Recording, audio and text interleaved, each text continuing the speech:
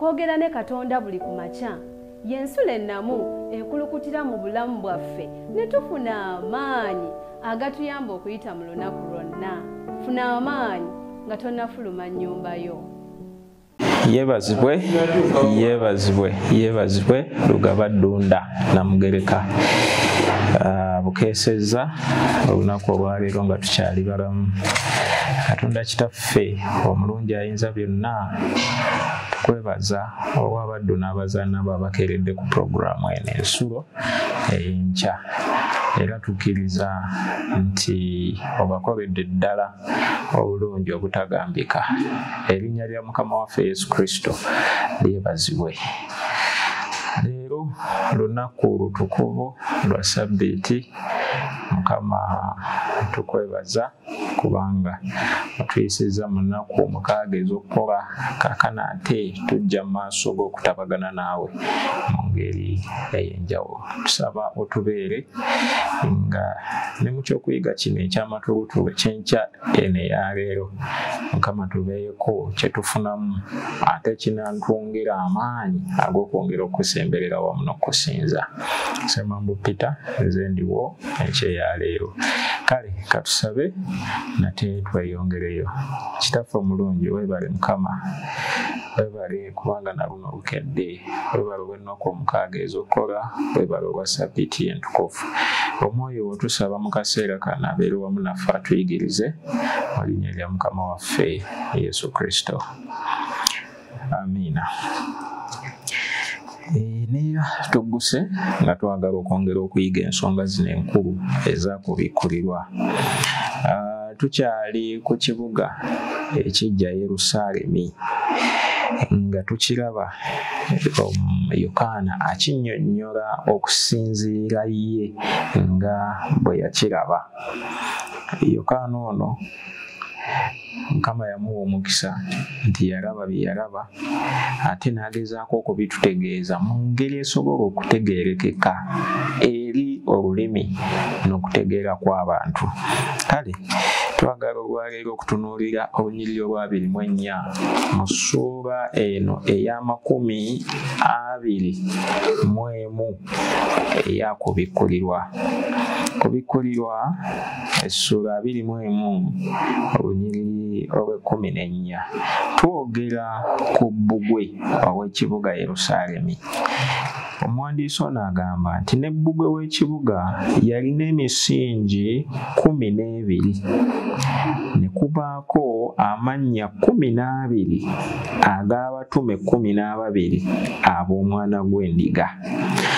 Waliwo ebintu ebijja biddiriŋŋana 12, emiryango 12, emisingi 12, bamalayika 12, amannya 12 ku luno g'abatume luli twalaba nga ga bika by'abaana ba Isirayiri. Kale katweyongereyo okutunuulira ensonga eno. Jjukira olunyiriri olw'14 lwogedde ku bbugwe w'ekibuga alina emisingi 12.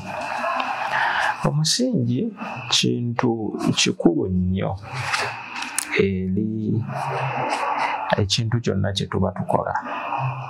Bw'otakiwa omusingi munywevu kiba kijja kuyuugayuuga n'okugwa kigwe.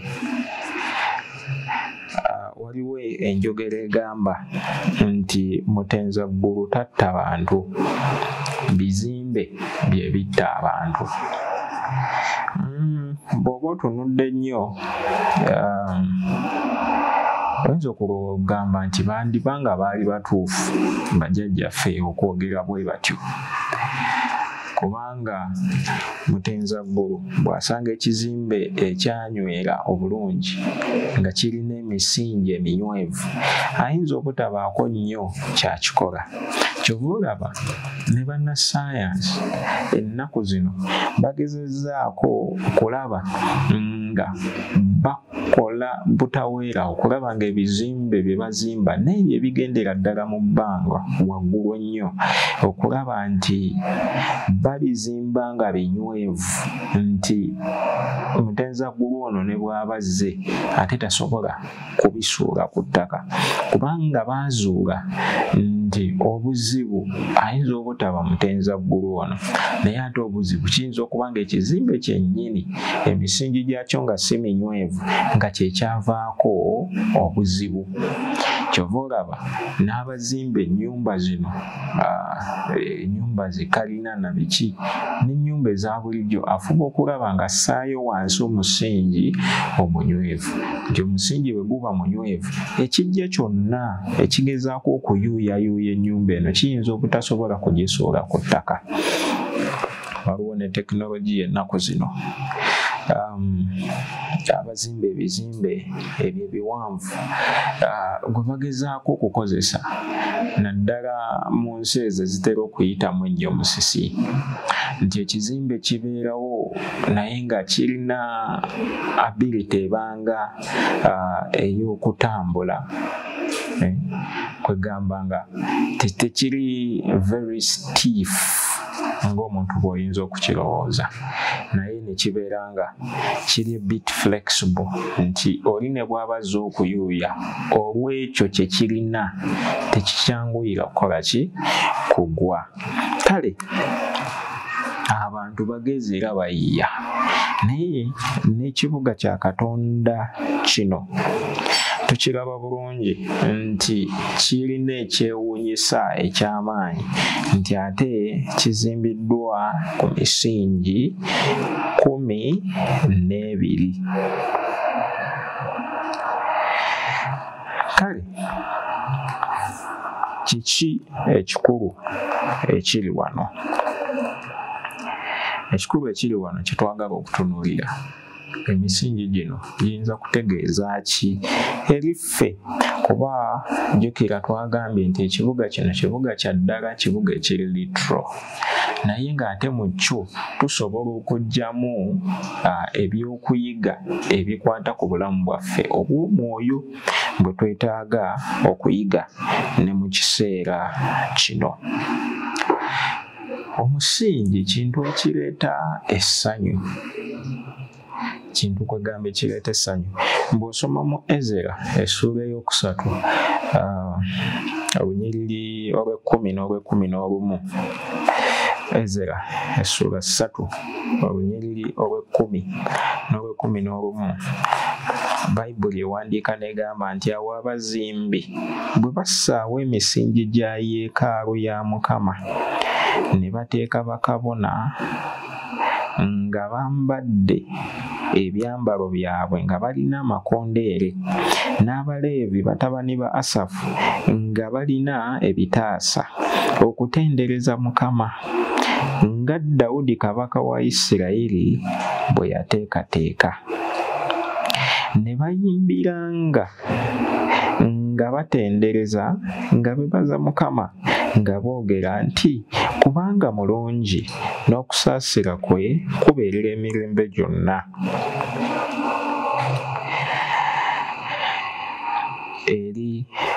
N'okusaasira kwe kubeerera emirembe gyonna eri Isirayiri. Abantu bonna ne boogerera waggulu n'eddoboozi ddene bwe batendereza Mukama kubanga emisingi gy'ennyumba ya Mukama gissibbwawo.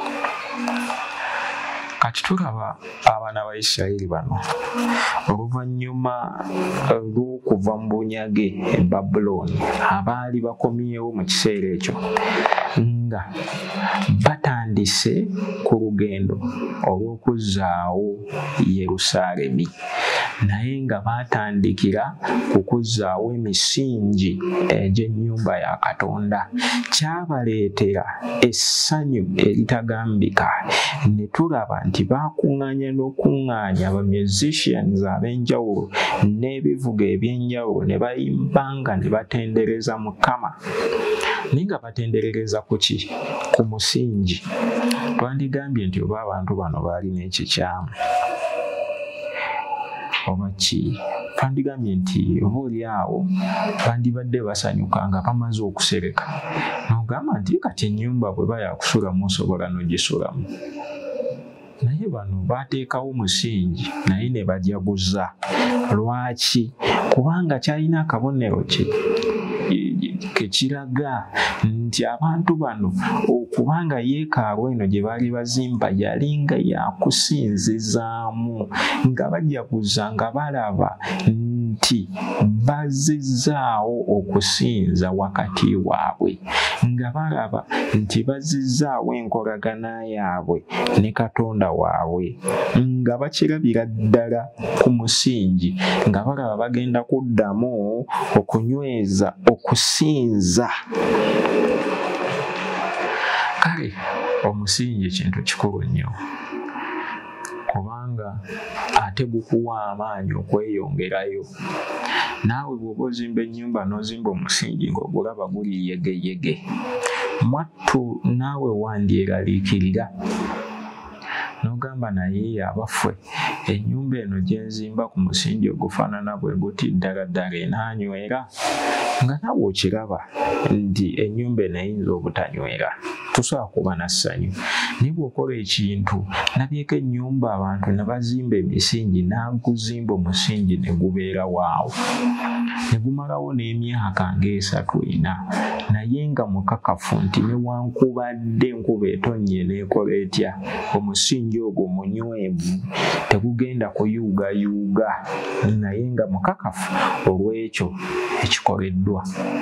Yesu Kristo kyava ayogera ebigambo bino bye tusanga mu Matayo essuula ey'omusanvu.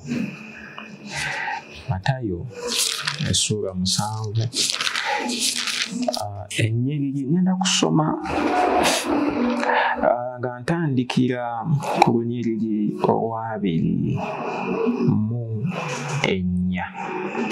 Agamba nti buli muntu awulira ebigambo byange ebyo n'amala abikola kyaliva afaananyizibwa n'omusajja ow'amagezi yazimba enju ye ku lwazi, enkuba n'etonnya, mukoka n'akulukuta, kibuyaga n'akunta ne bikuba enju eyo, so n'etegwa, kubanga yazimbibwa ku lwazi. Na buli muntu katusooke tukomeko awo. Tugezaako okulaba emisingi 12 egy'ekizimbe kino, na bubaka ki bwe giyinza okuba nga buleeta eri omukristaayo ali mu mulembe guno ogusembayo. Yesu Kristo bw'aba abagera olugero, agera olugero ku basajja 2. Ono gwe tusoose okusomako yazimba enju ye naye n'agizimba ku lwazi. Mu bufunze omusingi gwe gwali munywevu, gwali mugumu, nti kibuyaga bwe yajja, mukoka bwe yakulukuta, byonna ne bikuba enju eyo, ennyumba teyagwa, yasigala nywevu. Lwaki? Kubanga yazimbibwa ku lwazi. Yasigala nga eyimiridde kubanga yali nywevu olw'olwazi bwe yagizimba. Amaka gaffe gano aga Yerusaalemi ekijja gazimbiddwa ku lwazi, gayina omusingi omugumu, emisingi 12, naye nga buli musingi ogwo guwandiikiddwako ki? Erinnya ly'omutume, abatume 12. Kiki Mukama waffe Yesu Kristo kyayagala tuyige wano? Okusookera ddala nnyinza okubuuza nti gwe obukristaayo bwo obuzimbye ku musingi ki? Mu tusoma eri mu Bakolinso essuula ya 3 nnyiriri ziri awo 11 okweyongerayo, ojja kukizuula nga Pawulo abuuza ebibuuzo eby'enjawulo. Abuuza ebibuuzo eby'enjawulo, tujja bisomako mu maaso, naye ng'abuuza nti gwe ku musingi ogwo wazimbako naki? Wazimbako na zaabu, wazimbako na bisubi, na ffeeza? Kwegamba ng'alaga nti omulimu gwa buli muntu gwakukeberebwa era gwakugezebwa. Kale onyweredde ku kiggwe ng'omukristaayo. Bwe nsoma bayibuli yange mu Bagalatiya essula 2 olunyiriri lwa 20, bayibuli eyina kyeyogera. Bagalatiya essula ya 2 olunyiriri lwa 20, bayibuli egamba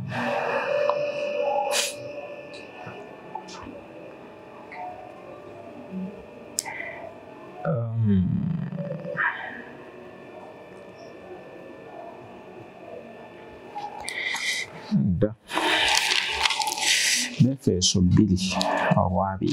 Befeso 2:2.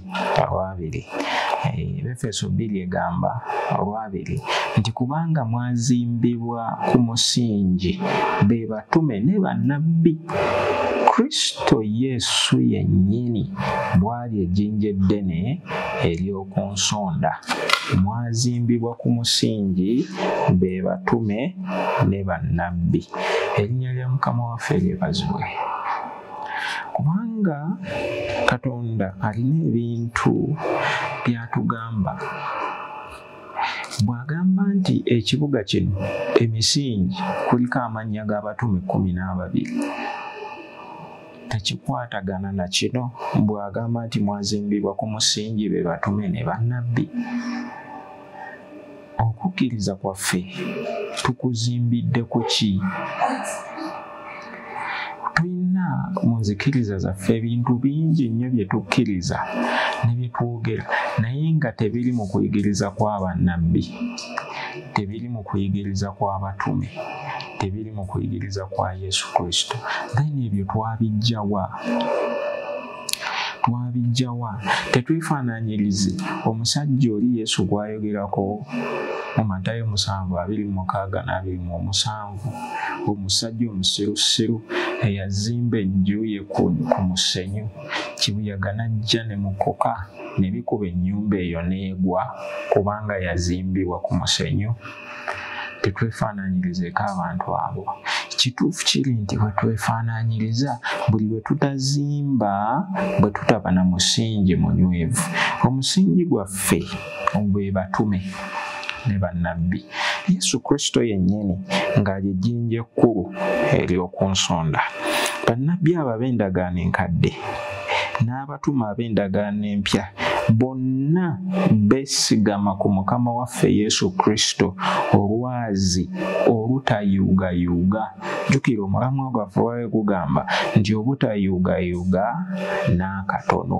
Mukama waffe Yesu Kristo lwe lwazi kwe tuzimbira, n'abatume kwe baazimbira, ne bajjajjaffe ab'edda bannabbi baazimbira ku Yesu Kristo. Gw'ozimbidde ku ki? Yesu oyo lwe lwazi kwe twetaaga okuzimbira ffenna. Oyinza okuba tokitegedde bulungi. Njagala nkusomereyo olunyiriri mu Bakolinsi ekyokubiri essula 10 olunyiriri olwokuna. Agamba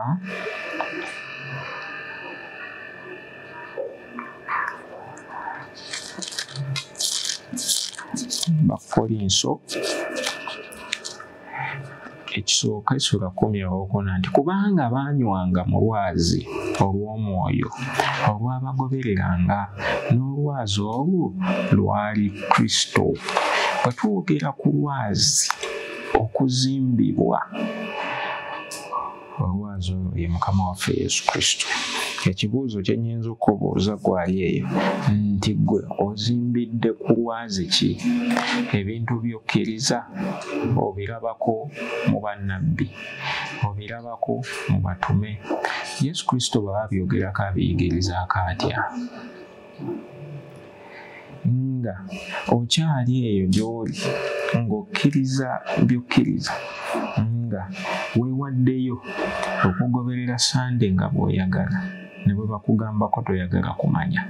Olina w'ogisoma mu bannabbi, olina w'ogisoma mu batume. Yesu Kristo yagiyigirizaako, oba oli ku bibyo. Tewandibanga ku musingi ogwasimibwa oli mu kuzimbako ng'ozimbako na bisasiro. kubanga omusingi ogwo gwasimibwa ye Kristo, Bayibuli bwe tugamba, ate nga n'olwazi ye Kristo. Yesu Kristo ye jjinja ekkulu ery'oku nsonda, newankubadde ng'abantu baalinyooma, naye lye jjinja eddene ekkulu ery'oku nsonda. Abatume okuyigiriza kwabwe bakuyigiriza nga bakugeraageranya ku Kristo, ng'era boogera ku ye. Ne bajjajjaffe ne bannabbi nabo bwe batyo bwe baayigirizanga. Gwe bw'oba oyigiriza, okuyigiriza kwo okugeraageranya kwani? Okusimba ku Mukama waffe Yesu Kristo. Akolinso ekisooka essula 3:11 agamba nti kubanga tewali muntu ayinza kusima musingi mulala wabula ogwo gwasimibwa Yesu Kristo. 14 nti naye omuntu yenna bw'azimbanga ku musingi ogwo zaabu, ffeeza, amayinja ag'omuwendo omungi, emiti, essubi, ebisasiro, omulimu gwa buli muntu gulirabisibwa, kubanga olunaku luli guligwolesa, kubanga gulibikkulirwa mu muliro, n'omuliro gwennyini gulikema omulimu gwa buli muntu bwe gufaanana. Kale nga mmaliriza ekyokuyiga kino ekyakawungeezi ka leero, obutayugayuga n'akatono, ekigenda okutuyamba obutayugayuga kwe kuzimba ku lwazi Yesu Kristo, kwe kulaba ng'omusingi gwaffe munywevu. Bayibuli etuwa Yesu Kristo, etwanjulira bannabbi, etwanjulira abatume. Twegeraageranye ku biwandiikiddwa mu Bayibuli, kubanga ne Yesu Kristo abayogera ku Bayibuli agamba nti abatume.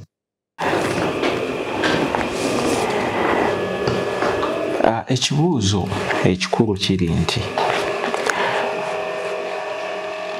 tuzimbye ku musingi ki?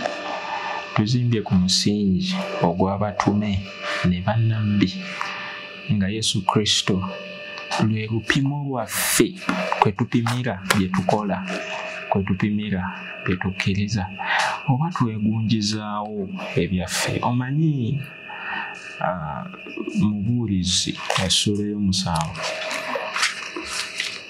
Omubuulizi essula ey'omusanvu olunyiriri 29 tulina ekigambo ekikulu ennyo kye lutuwanjulira eby'obulyo bw'omuntu. Bayibuli egamba nti laba kino kyokka kye nalaba, nga Katonda yakola omuntu nga abantu nga bagolokofu, naye bo baanoonya bingi bye baagunja.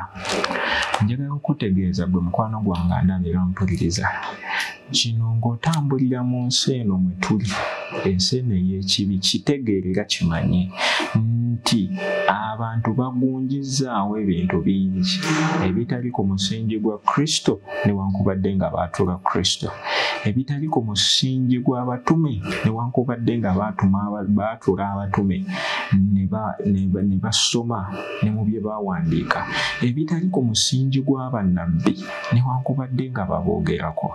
Kale kikugwanidde okubeera nga weekenneenya, ng'okola ebigambo bya Katonda by'ayagala, n'ofaanana ng'omusajja omugezigezi oli eyazimba ku lwazi.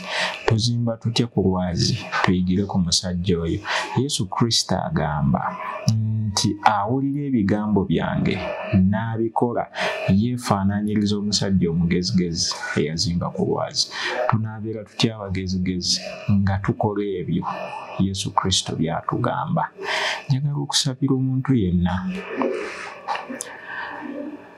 akiwulira mu mutima gwe nti kigwanidde ye okutandika okukola oba okweyongera maaso n'okukola ebyo Katonda by'ayagala, okwewala okubeera omusirusiru, kubanga omusingi gw'oba ozimbako gwa musenyu, gujja kugwa, si gwa batume. Kankubuulire kano nga mmaliriza nti bw'otazimba ku musingi ogwa Kristo, abatume ne bannabbi, kati ekibuga Yerusaalemi ng'emisingi gyakyo giriko amannya ag'abatume 12, tojja kukiyingira. Kankomaawo ayagala okuyingira ekibuga owombeeke tusabe. Oli mukulu, ayi Mukama weebale kutuyigiriza. Kyetusaba nti nga bwe tuyize ebigambo bino twagala okweyama mu maaso go nti mu maanyi g'otuwadde tugenda kukola nga bw'otulagira. Tunyweze emisingi gyaffe okuyinza obutayugayuga kubanga tunaaba tuzimba ku lwazi olugumu nga ye Yesu Kristo. Katunyweze ebyo Mukama Yesu by'atugamba, bwe tutyo tunywerere mu mukono gwo, wabulewo n'omu ayinza okutusikula. Beera wamu naffe, naye nga tugenda okusinza yongera okwogera naffe olunaku luno. Ekisa kyo n'okwagala kwo byeyongere eri obulamu bwaffe mu linnya lya Mukama waffe Yesu Kristo. Mbagaliza sabbiiti ennungi, ekisa kya Mukama waffe Yesu Kristo kyeyongere gye muli. Okwogera ne Katonda buli ku makya y'ensula ennamu ekulukutira mu bulamu bwaffe ne tufuna amaanyi agatuyamba okuyita mu lunaku lwonna. Funa amaanyi nga tonnafuluma nnyumba yo.